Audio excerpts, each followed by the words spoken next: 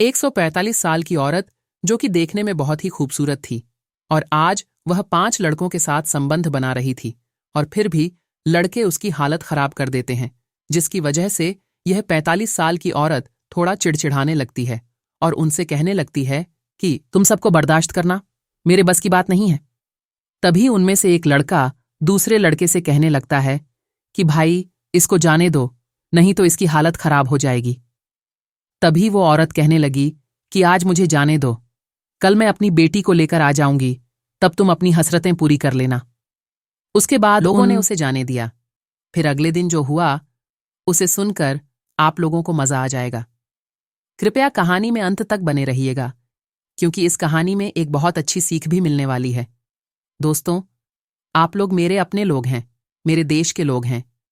मेरी आपसे बस यही विनती चैनल को सब्सक्राइब नहीं किया है तो कृपया कर लीजिए और वीडियो को एक लाइक कर दीजिए। और मैं अपने सभी दर्शकों को होली की शुभकामनाएं देती हूं। जो लोग मुझे शुभकामनाएं देना चाहें वह मुझे हैप्पी होली या जय हिंद लिखकर कमेंट कर सकते हैं। दोस्तों, आज की कहानी में 145 साल की औरत होती है और उसके पति की काफी अच्छी आमदनी भी थी। घर में किसी भी तरह की कोई कमी नहीं, लेकिन फिर भी उसको एक अजीब तरह का शौक था, जबकि उसका पति उसे पूरा टाइम दिया करता था और उसकी हर ख्वाहिश पूरी करता था। वह जो कहती थी समय से पहले उसको लाकर दे देता था और इन दोनों के बीच पति पत्नी का रिश्ता भी काफी अच्छा था। दोनों लोग प्रतिदिन एंजॉय भी करते थे, लेकिन फिर भी उसकी पत्नी का मन कहीं और ही लगता था। उसको ऐसा लगता था कि जिस प्रकार से इंग्लिश वीडियो में होता है तरह से एक बार अपने जीवन में भी करें, लेकिन उसको ऐसा कोई मौका मिल नहीं पा रहा था। तभी उसके घर पर एक किराएदार रहने के लिए आता है। उस किराएदार का नाम नवनीत था, जिसकी उम्र लगभग 25 साल थी और उस औरत की उम्र 45 साल थी। जब नवनीत उसके घर पर किराए पर कमरा लेकर रहने लगा, नवनीत के प्रति ख्याल उमड़ने लगे, क्योंकि नवनीत के कमरे पर उसके 4-5 दोस्त भी आया करते थे। अब इस महिला ने अपने मन में सोच लिया था कि किसी भी तरह से नवनीत उसको मनाएगी और फिर उसके सभी दोस्तों के साथ एंजॉय करेगी। धीरे धीरे उसने नवनीत के पास जाकर बात करना शुरू कर दी। कभी खाने के बहाने पर पहुंच जाती थी और उससे काफी देर तक बातें करती रहती थी। नवनीत को लगता था कि शायद आंटी का व्यवहार बहुत अच्छा है, लेकिन वह यह नहीं जानता था कि आंटी के मन में क्या ख्याल चल रहा है। धीरे धीरे उसने नवनीत को टच करना शुरू कर दिया था। वह कभी नवनीत का हाथ पकड़ ली थी तो कभी उसकी आंखों में आंखें डालकर ऐसे देखा करती थी जैसे वह उसकी गर्लफ्रेंड हो। नवनीत कोई बच्चा नहीं था, वह भी समझ रहा था कि अब आंटी के मन में क्या चल रहा है, इसलिए वह भी आंटी की हरकतों को देखकर नोटिस करता रहता था। और जब उनकी हरकतें ज्यादा बढ़ने लगीं तो नवनीत को भी उसकी तरफ फिसलने में देर नहीं लगी। फिर एक दिन ऐसा आया कि नवनीत और उस आंटी के बीच नजदीकी इतनी बढ़ गई कि इन दोनों लोगों ने संबंध स्थापित कर लिया। 42 साल की औरत को नवनीत के साथ एंजॉय करने में बहुत आनंद आ रहा था और उसको एक ऐसे सुख की प्राप्ति हो रही थी जो उसको उसके पति ने आज तक नहीं दी थी। आंटी भी काफी खूबसूरत और गोरे रंग की थी। नवनीत को भी अब आंटी के साथ एंजॉय करना बहुत अच्छा लगने लगा था।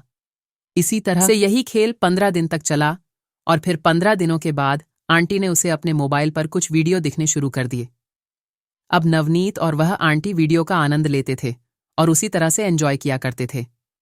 फिर एक दिन आंटी ने उससे कहा कि तुम्हारे इतने सारे दोस्त हैं, क्या वो हमारे बारे में वह जानते हैं? तब नवनीत कहने लगा, नहीं आंटी, हमारे और आपके बारे में कोई नहीं जानता। मैंने इस बारे में किसी को कुछ भी नहीं बताया है।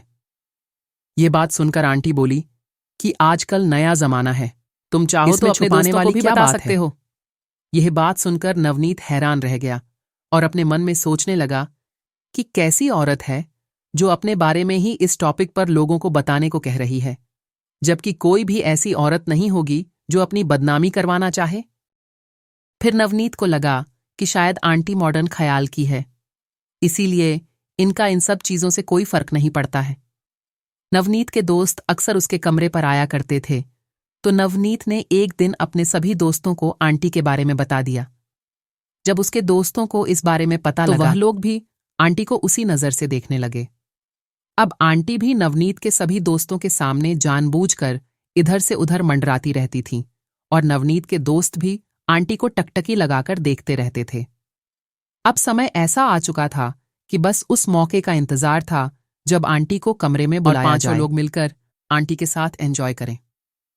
एक दिन घर पर कोई नहीं था तो नवनीत के कमरे में आंटी पहुंच गई और उसे कहने लगी कि अपने दोस्तों को भी बुला लो, साथ में मिलकर पार्टी करेंगे।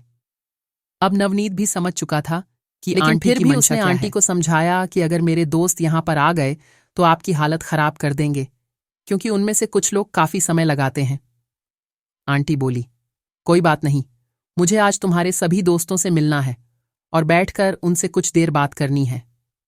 अब नवनीत को पूरा यकीन हो चुका था कि यह औरत को कितना भी समझाऊं या नहीं मानेगी। फिर नवनीत ने भी अपने दोस्तों को फोन कर दिया और एक एक करके उसके सभी दोस्त उसके कमरे पर पहुंच गए। अब सभी दोस्त कमरे पर पहुंच चुके थे और आंटी भी कमरे में बैठी हुई थी। फिर वह लड़कों से कहने लगी कि आप लोग क्या पियोगे, चाय या कॉफी क्या लेकर आऊं? तभी उनमें से एक लड़के ने कहा, आंटी आप अपने हाथ से जो भी पीला दे हम पी लेंगे, चाहे ठंडा या गर्म।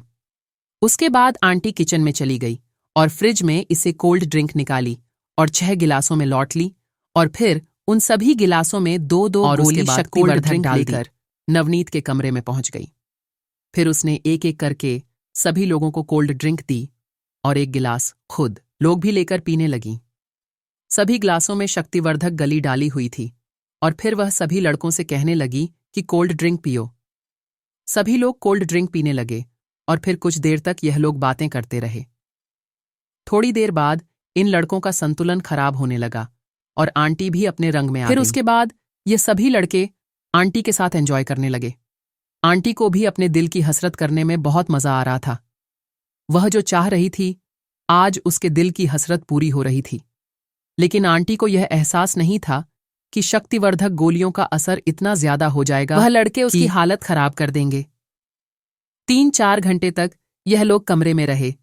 उसके बाद आंटी की तबीयत खराब होने लगी।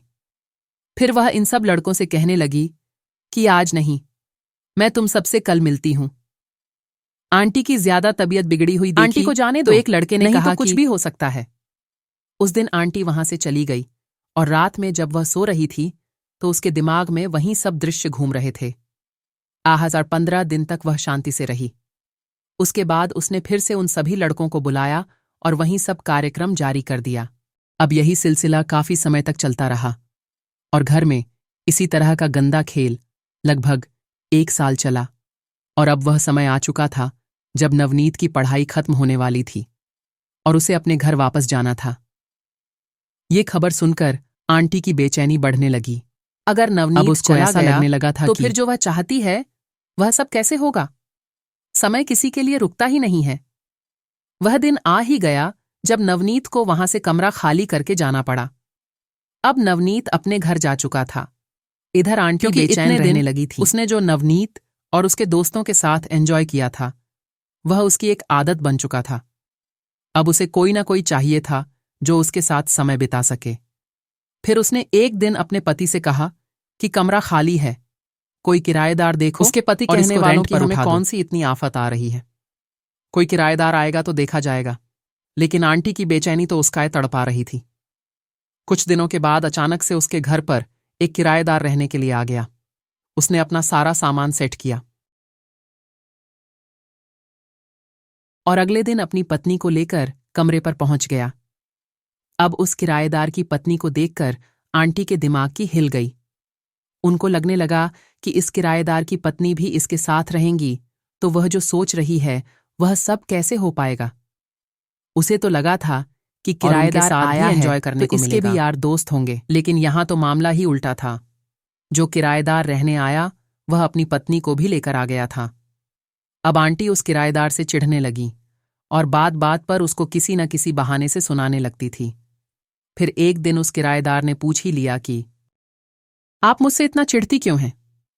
तो वह कुछ नहीं बोली और चुपचाप अपने कमरे में चली गई। आंटी के हाव भाव देखकर वह किराएदार समझ चुका था कि इसका इरादा कुछ और ही है। आंटी भी खूबसूरत थी तो उसकी नजर भी आंटी पैर फिसलने लगी थी। फिर वह सीधे आंटी के कमरे में पहुंचा आंटी और उससे खुलकर बात करने लगा, जैसे दोनों हाथ में लड्डू आ गए हों, क्योंकि जो वह चाह रही थी वह किराएदार उससे डायरेक्ट कहने लगा। आंटी ने भी बिना देर किए तुरंत उस किराएदार के साथ संबंध बना लिए और फिर उसने वही पुराना नवनीत वाला खेल उस किराएदार को बता दिया। कहते हैं ना दोस्तों, इस तरह का कोई भी कार्य एक न एक दिन पकड़ा ही जाता है। एक दिन वह किराएदार अपने सभी दोस्तों को लेकर छत पर बैठा हुआ था। कुछ देर तक उसके दोस्त उससे बात कर रहे थे और आंटी बार बार चक्कर मार रही थी। फिर कुछ देर बाद जब शाम हो गई तो फिर आंटी ने छत का खाना उन सभी लड़कों के साथ एंजॉय करना शुरू कर दिया। इसी बीच उस किराएदार की पत्नी छत पर पहुंच गई और जब उसने यह दृश्य अपनी आंखों से देखा तो उसके पैरों तले जमीन खिसक गई। फिर उसके बाद उस किराएदार की पत्नी आंटी से काफी लड़ने लगी। तो आंटी कहने लगी, अगर ज्यादा जुबान चलाई तो तुम्हारे पति के खिलाफ पुलिस ने मुकदमा लिखाऊंगी कि इसने अपने 5 दोस्तों के साथ मेरे साथ गलत कार्य किया है। यह सुनकर उस किराएदार के पैरों तले जमीन खिसक गई। फिर आंटी ने उस किराएदार की पत्नी से कहा कि हमेशा के लिए नहीं छीन रही, लेकिन जब मुझे जरूरत होगी तब इसे मेरे पास आना होगा, नहीं तो मैं इसके खिलाफ मुकदमा लिखवा दूंगी। अब वह किराएदार बुरी तरह से फंस चुका था और उसकी पत्नी ने जब यह बात सुनी तो उसे यह बात बहुत बुरी लगी। वह उसे कहने लगी, एक तो गलत कार्य करती हो और ऊपर से जबरदस्ती इस तरह का कार्य करवाने को कह रही हो। तो आंटी ने बिना किसी झिड़क के कहा, मैं जो चाहूं वो करवाओ तुम्हें, इससे क्या मतलब। अब इस बात से उस किराएदार की पत्नी की परेशान कोई भी औरत अपने पति को किसी और औरत के हवाले नहीं कर सकती।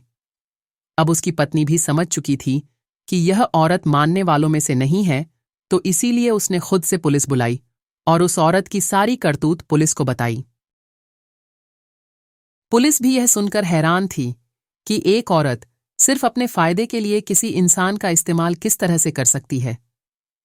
उसके बाद महिला पुलिस उसे पढ़कर थाने ले गई और वहां जाकर इन दोनों के बीच पुलिस के द्वारा समझौता करवाया गया और फिर उस किराएदार ने भी वहां से कमरा खाली कर दिया। इस तरह से एक औरत की सूझबूझ के कारण उसने अपने पति को एक दलदल में जाने से बचा लिया और खुद भी अपना घर संभाल लिया। आप इस औरत के बारे में क्या कहना चाहेंगे? कमेंट करके जरूर बताएगा। मैं आपके जवाब का इंतजार करूंगी। मिलती हूं आपसे किसी और ऐसी कहानी में। कहानी अगर पसंद आए तो अपने दोस्तों और रिश्तेदारों को ही भेज दीजिए। वीडियो को लाइक कर दीजिए। दोस्तों, इस कहानी को सुनाने का उद्देश्य किसी के दिल को ठेस पहुंचाना नहीं है, किसी की भावनाओं को ठेस पहुंचाना नहीं है, किसी भी तरह की अनैतिकता या अश्लीलता को बढ़ावा देना नहीं है। इस कहानी का उद्देश्य समाज में हो रहे इस प्रकार के मुद्दों के प्रति जागरूकता लाना है और हम इस कहानी के माध्यम से यह शैक्षिक संदेश देना चाहते हैं कि समाज में विभिन्न मानसिकताओं के लोग रहते हैं, उनसे